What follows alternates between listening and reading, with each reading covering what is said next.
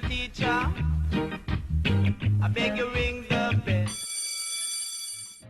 It's 8:21 a.m. on a Monday morning and the line outside the Greater Portmore High School grows longer. Very soon it becomes a bundle by the roadside as most students here have missed their opportunity to partake in the day's lesson. Those with a valid verifiable reason for being late will get in, but others will be sent back home. However, the problem is not everyone goes home after being turned away from school. We have had situations where 460 odd students have turned up to school late in one morning. We can't live with that. The Greater Portmore High principal points out that the institution has been battling a chronic lateness problem which the Education Ministry demanded they address immediately. In our last assessment by the National School Inspectorate team, it was pointed out that we had to do something to arrest the lateness among the student population. And when students are late for school, it affects their learning in terms of instructional time. And we have, prior to what we are doing since November, we have tried a number of initiatives, including barring them from school, from actual classes, keep them on the compound, but barring them from classes. And we have worked in concert with the Safe Schools officers and with the 100-man police station who do patrols regularly.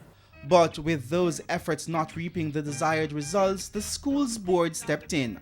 The board met and determined that we should close the gate at 8:15. But we just did not do that just by the spur of the moment. We went through a process of consultation with the Parent-Teacher Association, Parents Unit Association, with the various stakeholders, student leadership, and we took the action in November after starting out to inform the students from September. And we used quite a number of mechanisms to get information to across to the students. Mr. Scott says a sign was specifically erected last November to inform the students of the new policy. And we are determined that we are going to be unflinching in our position that they must get here on time. Greater Portmore High School, I dare say, is the school that begins the latest in the mornings. We start at 8, most other schools begin at 7. The school's principal says the institution has made provisions for students who have valid reasons for being tardy. We say to the parents, if you know the child is going to come to school late, send us a letter. But we go further than that. Students who are coming to us from far outside of the school district, so to speak, we give them special passes to come at a certain time. That's what I'm saying. But the whole idea of students coming to school late and consistent late, we're not going to put up with it. And it's a board decision. The parent has to be responsible to try and get the child to school on time for school. But the child also must know that you must come to school on time. However, he notes that some students do not have a valid excuse to be late. But it's a tendency for not taking the transportation that is available to them. They exercise a choice. They don't want to go on the bus. So they take the taxis that make a lot of loud music. And they reach here even after 9 o'clock, 9:30 in the mornings. The Live at 7 undercover team witnessed just that. At 7:51 a.m., a JUTC bus arrives at the bus stop at the Portmore Mall, where several students of the Greater Portmore High School were waiting for some 30 minutes. However, some students had no interest in taking that mode of transportation, despite the fact they were running late and were risking being locked out. Meanwhile, other students just walked across the bus pretending it wasn't there. The JUTC bus leaves with more than enough space that could have accommodated some more students. Several minutes later, a coaster bus comes along and the students jockey for a spot to get on. It's now 8:08 a.m., less than 7 minutes to get to school, and these students at this bus stop allow the JUTC bus to leave them, still standing there. The loitering across the Sunshine City by the Greater Portmore High students has the police concerned. For the most part, their safety is compromised because they're not being supervised. They're out there, we're not sure what they're getting. And in fact, we have been told that they've been involved with gambling and other illicit activities during the hours when they should be in school. Because when they are locked out and sent home, they do not necessarily go home.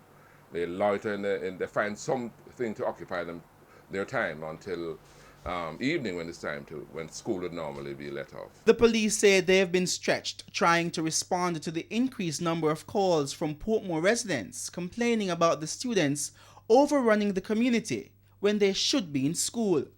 They have been terrorizing some of the residents.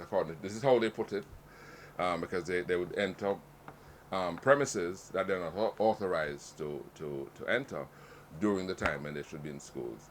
So if there's any, we have been told of persons as well, who, for those students who live in the area, they have been taking their friends home. And that opens up a whole new can of worms, because students at home during the day, parents are going to work, unsupervised, anything can happen. The police point out that additional plans were necessary to deal with troublemakers who didn't go home after they were locked out. Since the beginning of this new initiative by the school, what we have done, in many instances, some of the students are brought here to the office, and we provide sort of counseling and guidance for them to sort of keep them on the right track. It's now 11:17 a.m. and obviously not wanting to go home just yet, some students idle at a nearby mall, enjoying a cool drink, while others will spend the rest of the day listening to their favorite songs as the minutes tick by. Another issue highlighted is that many parents aren't aware that on any particular day, their child, who they thought was in the care of an educational institution, can instead be found loitering across Portmore as a result of being locked out of school. However, the Greater Portmore High principal is adamant that if the child isn't on the compound by 8:15 a.m., they're not his responsibility. I'm not going to mark an attendance register outside of the 8:15 time when the student is outside the school gate. Because the parents know that school was 8:15. When the child is on the compound, then I have a responsibility to inform the parents. But it's public, the sign out there speaks. So look at the sign. It says school gate closed at 8:15. Meanwhile, the police want the school to reconsider the move as the meager resources of the St. Catherine South Police Division, which could be directed at fighting crime, is caught up trying to babysit deviant students. I'm hoping that the board and the school can come to a decision to find another way to deal with this, because it is adding to our already stretched resources. We didn't arrive at our position here arbitrarily. It's a well thought out decision. Teacher, I beg you ring